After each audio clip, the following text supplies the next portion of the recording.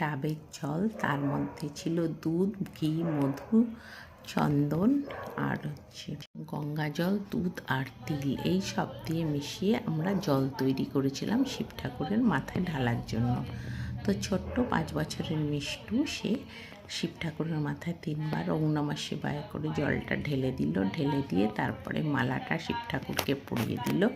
পরিয়ে দেওয়ার পরে তারপরে সে খুব নিষ্ঠা ভরে প্রথম পুজো তার সম্পূর্ণ করছিল। তো আমরা ঠাকুরকে বেলটা ঠাকুরকে দিই, বেল ঠাকুর খুব ভালোবাসে শিব ঠাকুর, সেটা জানি বলেই দিই। আর শিব ঠাকুরের মাথার মধ্যে বেলটা ছুঁয়ে আমরা পাশে রেখে দিই। এই বেলটা আমরা খাই না, বেলটা আমরা জলে দিয়ে দিই। তো সেই রকমভাবে বেলটা একটা রাখা ছিল, যেহেতু আমি আগে পুজোটা করেছিলাম সেই জন্য।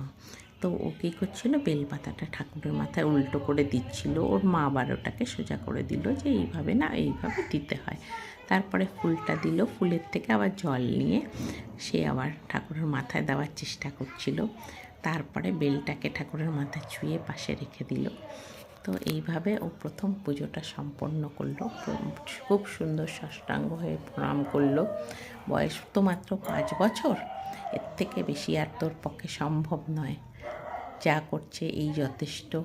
খুবই সুন্দরভাবে, এমনি ওর প্রচণ্ড ঠাকুরের প্রতি নিষ্ঠা আছে, ভালোবাসাও আছে। আর ওর গপু দাদাকে তো ভীষণ ভালোবাসে।